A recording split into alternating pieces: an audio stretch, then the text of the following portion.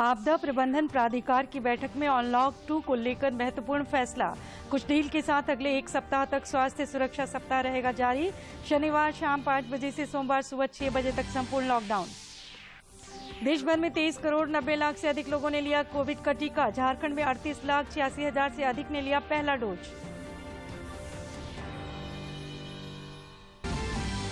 केंद्रीय कैबिनेट की बैठक में कई अहम प्रस्तावों को मिली मंजूरी। खरीफ की एमएसपी बढ़ाई गई। रेलवे का सफर और अधिक होगा सुरक्षित।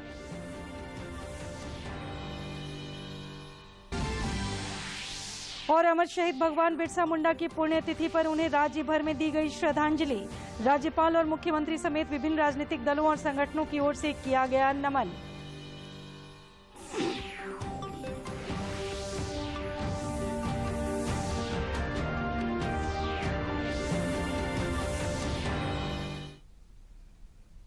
नमस्कार, खबरें झारखंड में आपका स्वागत है। मैं हूं सरोज झा और समाचारों में आगे बढ़ने से पहले ये संदेश। कोरोना संक्रमण में बढ़ोतरी जारी है। सभी दर्शकों से अपील है कि लापरवाही न बरतें, सभी एहतियाती उपायों का पालन करें और 44 वर्ष से अधिक उम्र के जिन लोगों ने कोविड का पहला टीका लगवा लिया है, सही समय पर दूसरा टीका लगवाएं। 3 आसान उपायों का पालन करें और सुरक्षित रहें। मास्क लगाएं, 2 गज की सुरक्षित दूरी बनाए रखें तथा बार बार हाथ धोने और साफ सफाई का ध्यान रखें।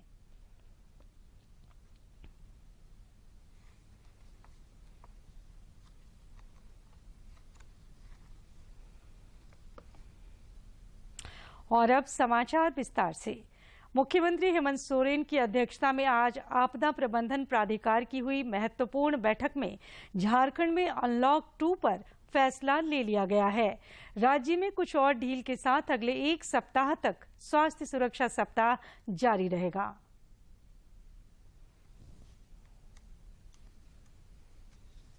झारखंड में अनलॉक 2 के संबंध में निर्णय ले लिया गया है। मुख्यमंत्री हेमंत सोरेन की अध्यक्षता में आपदा प्रबंधन प्राधिकार की हुई बैठक में स्वास्थ्य सुरक्षा सप्ताह को 1 हफ्ते और बढ़ाने का निर्णय लिया गया। बैठक के बाद स्वास्थ्य मंत्री बन्ना गुप्ता ने मीडिया को बताया कि पूर्व की भांति कपड़े, आभूषण और जूते की दुकानों समेत मॉल आदि बंद रहेंगे।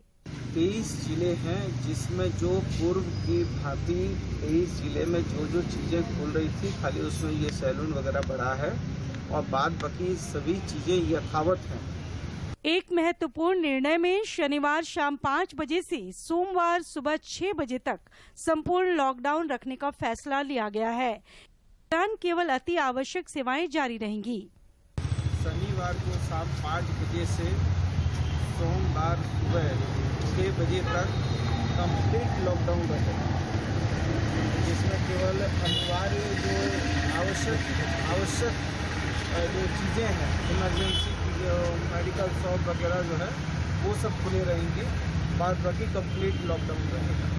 जमशेदपुर में स्थिति की गंभीरता को देखते हुए वहां कोई ढील नहीं दी गई है और वहां पूर्व की व्यवस्था ही जारी रहेगी। जमशेदपुर थोड़ा सा हम लोग अभी जमशेदपुर को थोड़ा सा रोक रहे हैं, क्योंकि वहाँ लगातार चीज़ें अप डाउन हो रही हैं, बढ़ रही हैं, घट रही हैं, बढ़ रही हैं, घट रही हैं। इसका मतलब है कि अभी तक वहाँ पूरी तरीके से स्टेबल नहीं हो पाया, तो हम लोग पूरी गंभीरता के साथ इस पे काम कर रहे हैं। दरअसल कोरोना के मामलों में गिरावट के बाद लोगों की सहूलियत के वास्ते सरकार ने थोड़ी ढील दी है।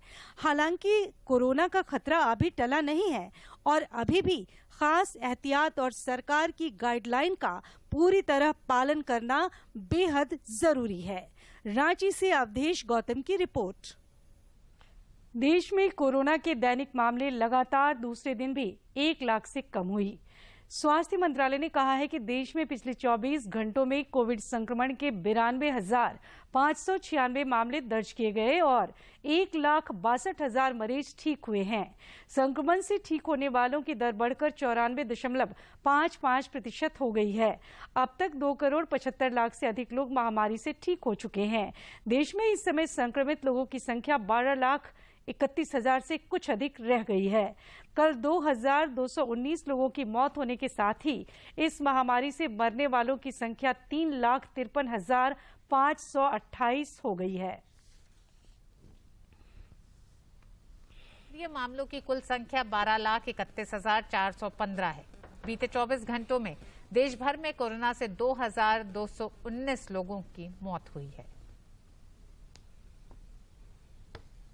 इधर झारखंड में पिछले 24 घंटे में 803 लोगों ने कोरोना को मात दी, जबकि 603 सक्रिय मामले सामने आए। वहीं इलाज के क्रम में 13 संक्रमितों की मौत हो गई। राज्य में संक्रमितों की तुलना में स्वस्थ होने वाले लोगों की संख्या में लगातार हो रही बढ़ोतरी से स्वस्थ होने की दर बढ़कर 97% से ज्यादा हो गई है। राज्य में अब तक कोरोना संक्रमण के कुल 88,98,330 सैंपलों की जांच हो चुकी है। इसमें 85,56,191 की नेगेटिव और 3,42,119 की पॉजिटिव रिपोर्ट आई है।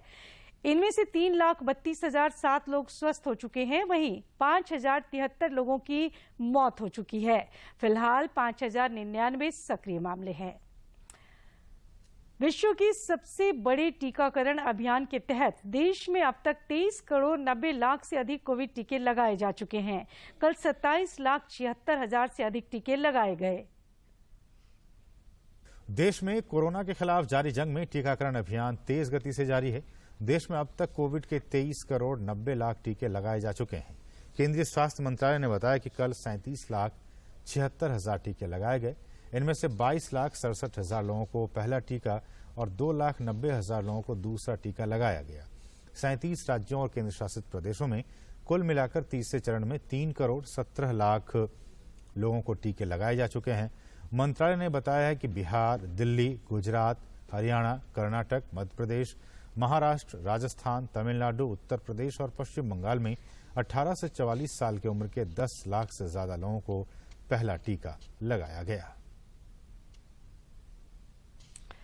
झारखंड में कोरोना का टीका लगाने में शहरी महिलाओं की अपेक्षा गांव की महिलाएं आगे हैं। स्वास्थ्य विभाग से प्राप्त आंकड़ों के अनुसार राज्य में अब तक कोरोना का पहला टीका 38,86,000 लोगों को लग चुका है, जिसमें 20,47,243 ग्रामीण और 18,39,329 शहर के लोग शामिल हैं। इनमें से राज्य में अब 21,06,230 महिलाओं का टीकाकरण हो चुका है। ग्रामीण क्षेत्र की 11,25,000 से अधिक महिलाओं ने टीका लिया है, जबकि शहरी क्षेत्र में 9,82,000 से अधिक महिलाओं ने टीका लिया है। कोरोना संक्रमण के दूसरे वेव में लगातार घटते मामलों के बाद अब तीसरी लहर को लेकर सरकार द्वारा खास तैयारियां की जा रही हैं। देश भर के चिकित्सा विशेषज्ञों ने इस लहर में बच्चों की सुरक्षा पर विशेष ध्यान देने की आवश्यकता पर बल दिया है। इसे लेकर बच्चों को जागरूक करने के लिए खूंटी के सभी सरकारी स्कूलों में कोरोना जागरूकता को लेकर दीवार लेखन कराया जा रहा है। खूंटी जिले में तीसरी लहर से बचाव को लेकर अस्पतालों में बच्चों के लिए अलग से वेंटिलेशन समेत अन्य सुविधाएं उपलब्ध कराई जा रही हैं। जिले के उपायुक्त शशि रंजन का कहना है कि बच्चों को किसी तरह की परेशानी न हो, इसलिए शिक्षकों के साथ साथ बच्चों के अभिभावकों के साथ बैठकें की हैं। बच्चों को हर हाल में संक्रमण से बचाया जा सके, इसे लेकर हर जरूरी एहतियात बरते जा रहे हैं। कोविड-19 को देखते हुए ये महामारी का जो अभी थर्ड वेव की बात हो रही है, बच्चों के अंदर जो 2 इयर्स से 18 ईयर्स तक है उनके अंदर भी आने की संभावना से इनकार नहीं किया जा सकता। उसके लेकर से जिला स्तर पर बहुत सारी प्रिपरेशन चल रही है। हर एक जो CHC हमारे हैं वहाँ पे हम बच्चों के लिए special child friendly Covid ward खुलने जा रहा है, जहाँ पे मिनिमम 20 बेड ऑक्सीजन सपोर्टेड रहेंगे और बच्चों के लिए अलग से रेक्रिएशन का मीडियम रहेगा। वहाँ पर पेरेंट्स के रहने की व्यवस्था की जा रही है। खूंटी जिला प्रशासन की ओर से दीवार लेखन के माध्यम से स्कूली बच्चों को मानसिक रूप से मजबूत और जागरूक बनाकर कोरोना की तीसरी लहर को मात देने की तैयारी की जा रही है। दीवार लेखन में बताया गया है कि उन्हें अभी क्या क्या सावधानियां बरतनी हैं। लेखन कर रहे हैं बच्चों को कुछ जागरूकता करने के लिए कि जब स्कूल खुले तो ये स्कूल आए, कुछ देखें, कुछ सीखें कि सोशल डिस्टेंसिंग का पालन कैसे किया जाए, क्या करना चाहिए, क्या नहीं, उस चीज़ के बारे में। अनलॉक 1 के बाद यदि विद्यालयों को खोलने का निर्णय सरकार लेती है तो स्कूलों में बच्चों के लिए कोरोना संक्रमण से बचने के लिए हर मानकों का पालन करने को लेकर जिला प्रशासन गंभीर।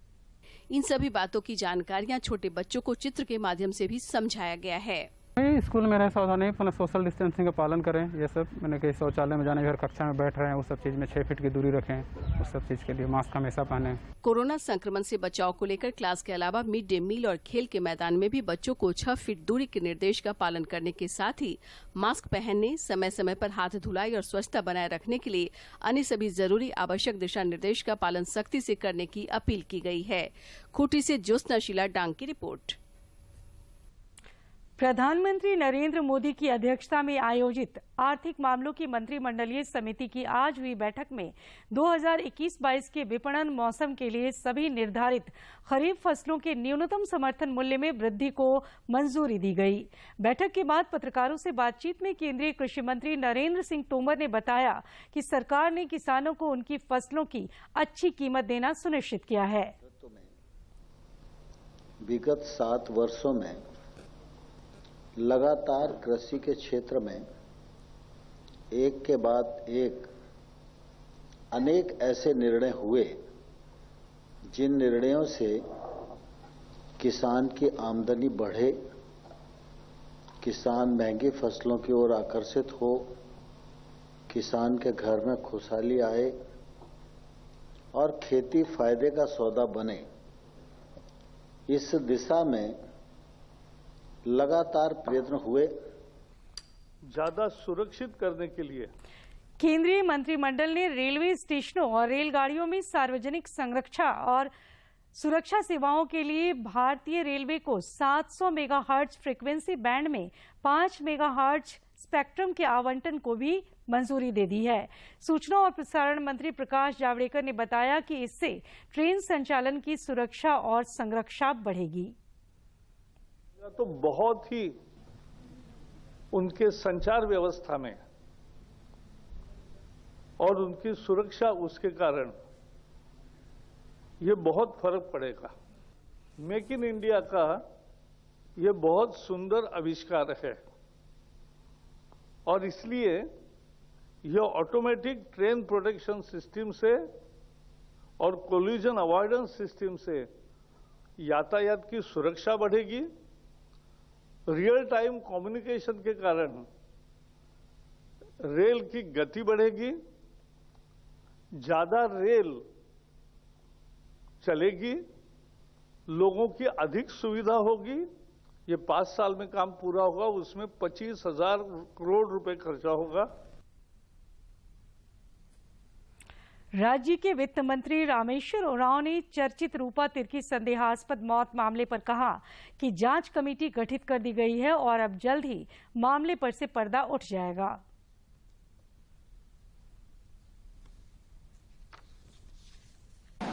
जो मेरा अनुभव है, सीबीआई से ऊपर जस्टिस की अध्यक्षता में बना हुआ कोई आयोग होगा, उसको मान्यता देना चाहिए, उसको हम ज्यादा मान्यता देते हैं।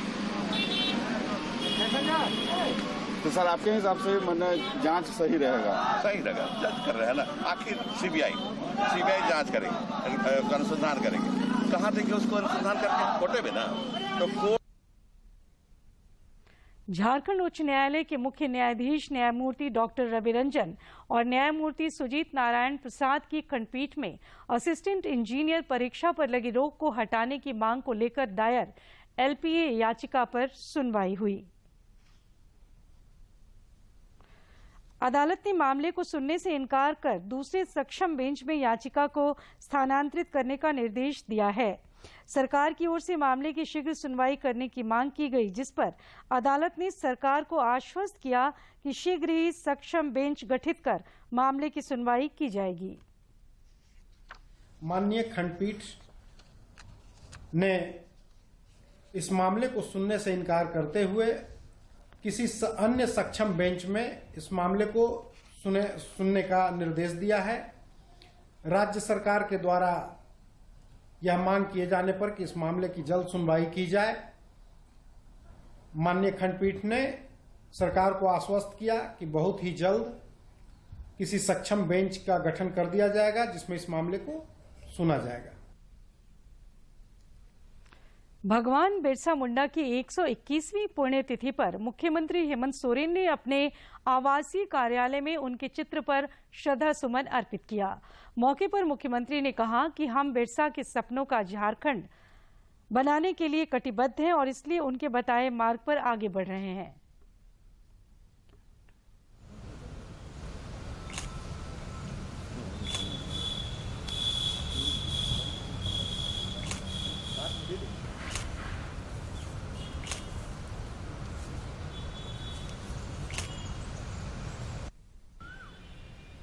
पुण्यतिथि पर आज पूरा राज्य जिनको याद कर रहा है। ये 121वां पुण्यतिथि है और हमें गर्व है कि ऐसे लोगों ने हमें संरक्षण दिया, इस राज्य को संरक्षण दिया, इस राज्य को मार्गदर्शन करी और आज निश्चित रूप से हम सब लोग भगवान बिरसा मुंडा के सपनों का राज्य बनाने के लिए कटिबद्ध हैं। इधर राजभवन में राज्यपाल द्रौपदी मुर्मू ने भी बिरसा मुंडा के चित्र पर माल्यार्पण किया और उन्हें श्रद्धांजलि दी। भगवान बिरसा मुंडा की पुण्यतिथि पर आज उनकी जन्मस्थली उलीहातू में कार्यक्रम आयोजित कर उन्हें श्रद्धांजलि दी गई। बिरसा मुंडा के वंशज समेत उलीहातू के ग्रामीणों ने परंपरा के अनुरूप स्नान ध्यान कर भगवान बिरसा मुंडा की प्रतिमा पर धूप अगरबत्ती और माल्यार्पण कर श्रद्धांजलि अर्पित किया।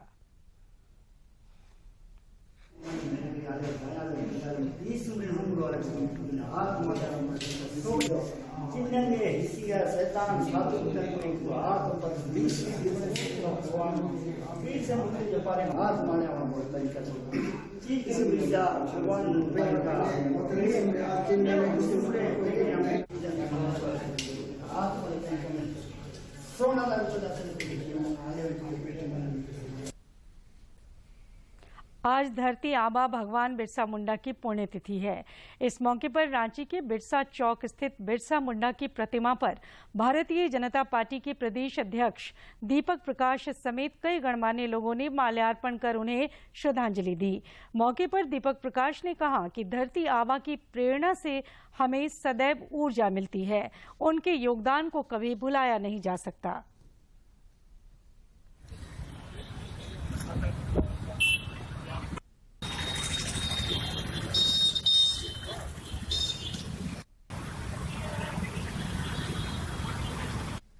भगवान बिरसा मुंडा जी की पुण्यतिथि और उन्होंने जिन सांस्कृतिक मूल्यों के लिए अंग्रेजों के खिलाफ संघर्ष किया था, देश की आज़ादी के लिए संघर्ष किया था, देश तो आज़ाद हो गया। इनके सपनों को साकार करने का हम सब लोगों को जिम्मेदारी है। हम सब मिलकर के आइए इनके बताए हुए रास्ते पर हम सब।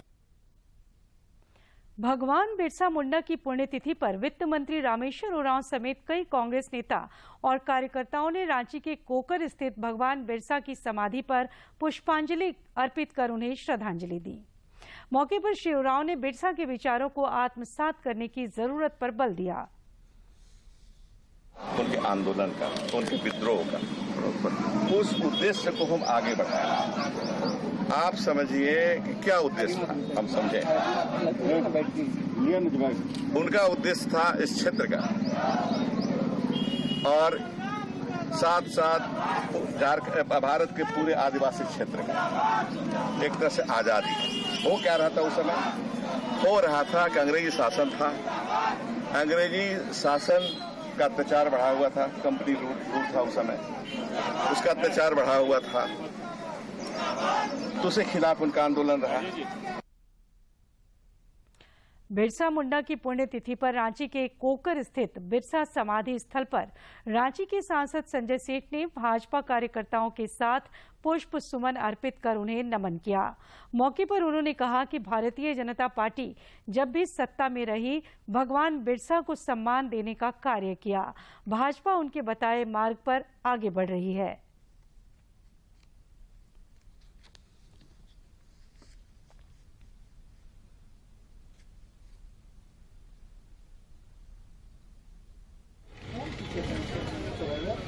के हैं।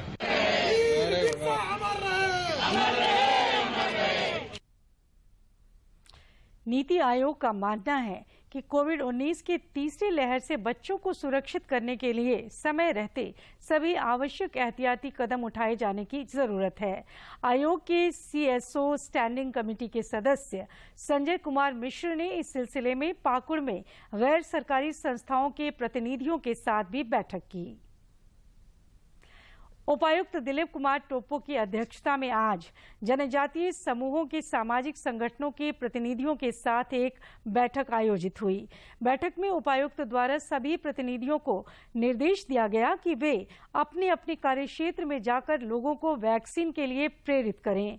इस दौरान उपायुक्त ने जिला आपूर्ति पदाधिकारी को छूटे हुए राशन वितरण का शीघ्र वितरण कराने का निर्देश दिया। उपायुक्त ने जिला कृषि पदाधिकारी को किसानों के खरीफ बीज, धान, बादाम और मकई समेत अन्य फसलों का बीज समय पर उपलब्ध कराने का भी निर्देश दिया। आजसू पार्टी प्रमुख सुदेश महतो ने आज अपने विधानसभा क्षेत्र के सिल्ली प्रखंड स्थित खास टोला से राजा टोला तक बनने वाली PCC सड़क निर्माण कार्य की आधारशिला रखी। इस मौके पर श्री महतो ने कहा कि इस सड़क निर्माण से ग्रामीणों को काफी राहत मिलेगी।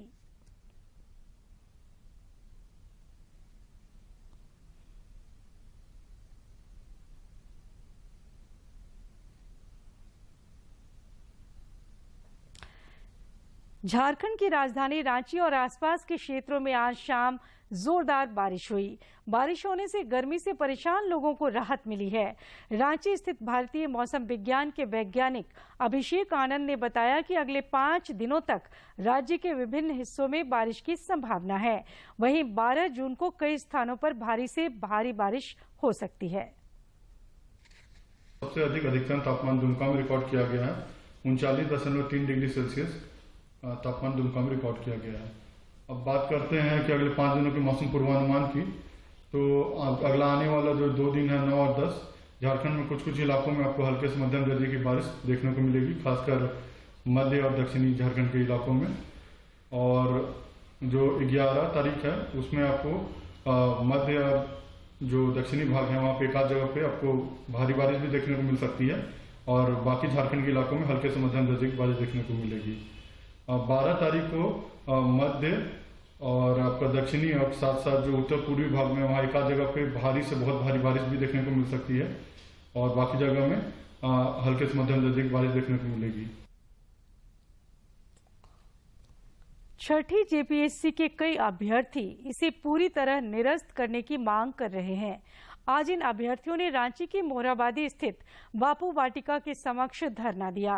झारखंड उच्च न्यायालय ने छठी JPSC की मेरिट लिस्ट रद्द करते हुए 8 सप्ताह के भीतर नई मेरिट लिस्ट निकालने का आदेश दिया है। इसके साथ ही JPSC के अधिकारियों की जिम्मेदारी तय करने का भी निर्देश दिया गया है।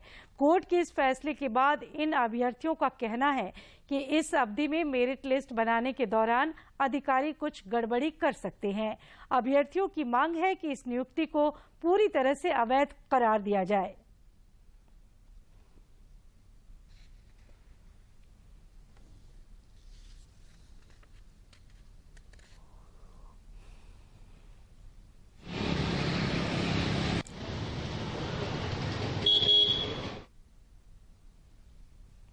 सरायकेला खरसावां के उपायुक्त अरवा राजकमल ने कोरोना संक्रमण के दूसरे वेव में प्रभावित बच्चों के संरक्षण को लेकर उच्च स्तरीय बैठक की। बैठक में DSW संध्या रानी ने बताया कि जिले में सर्वे कर कोरोना से प्रभावित बच्चों की ऐसे बच्चों की पहचान की जा रही है।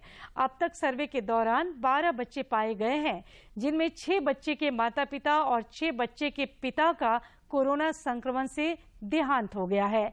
उपायुक्त ने कहा, ऐसे बच्चे जिनके माता पिता का देहांत हो गया है और उनके घर में यदि किसी ने ऐसे बच्चे की देखरेख की जिम्मेवारी ली है तो उन्हें नियम अनुसार सरकार के जन कल्याणकारी योजनाओं से लाभान्वित करें।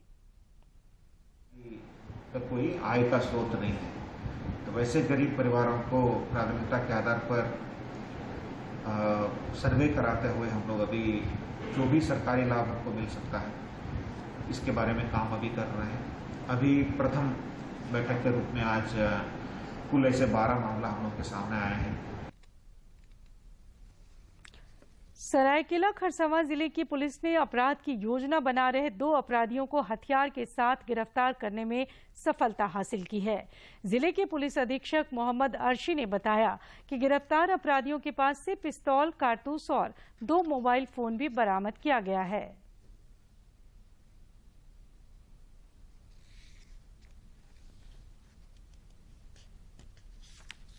और कुछ दिनों से वहाँ पे कुछ संदिग्ध गतिविधि चल रही थी। उसके आधार पे इंस्पेक्टर सरायकेला एवं ओपी प्रभारी के नेतृत्व में पुलिस की टीम ने वहाँ पे छापा मारा।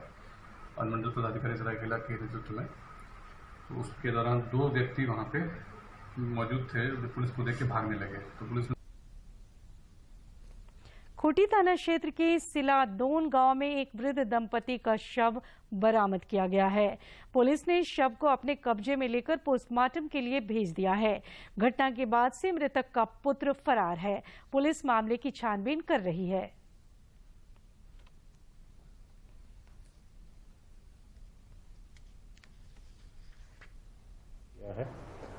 जो अभी तक हम लोग को सूचना प्राप्त हुई है कि उक्त दंपति की हत्या उनके पुत्र के द्वारा ही की गई है, जिसने रात्रि में आवेश में आकर उनके ऊपर अटैक किया और जिसमें उन दोनों की हत्या हुई।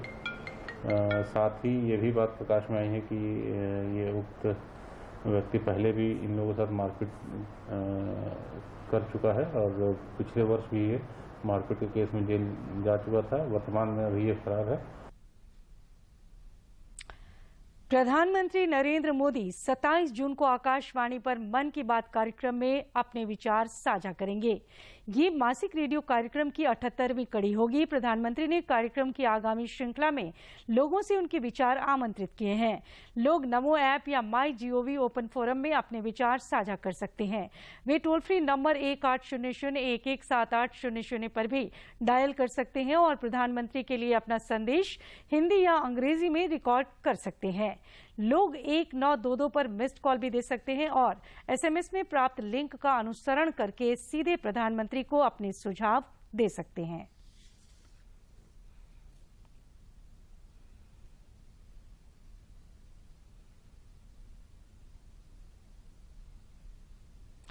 दूरदर्शन झारखंड पर पल पल की खबरों से जुड़े रहने के लिए आप हमारे social media platform Twitter, Facebook और यूट्यूब से जुड़ सकते हैं, क्योंकि खबरों से जितना बाखबर रहना जरूरी है उससे ज्यादा जरूरी है सटीक, संतुलित और निष्पक्ष समाचार।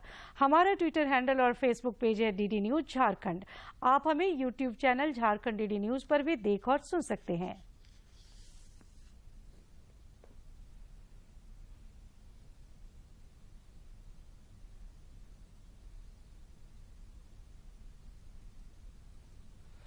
और आखिर में मुख्य समाचार एक बार फिर।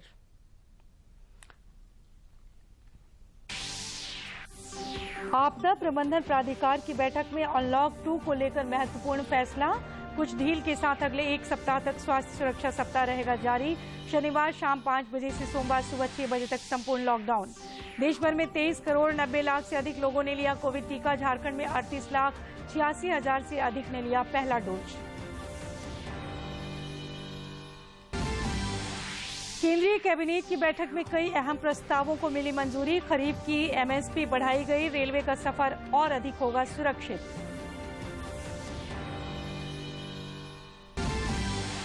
और अमर शहीद भगवान बिरसा मुंडा की पुण्यतिथि पर उन्हें राज्य भर में दी गई श्रद्धांजलि। राज्यपाल और मुख्यमंत्री समेत विभिन्न राजनीतिक दलों और संगठनों की ओर से किया गया नमन।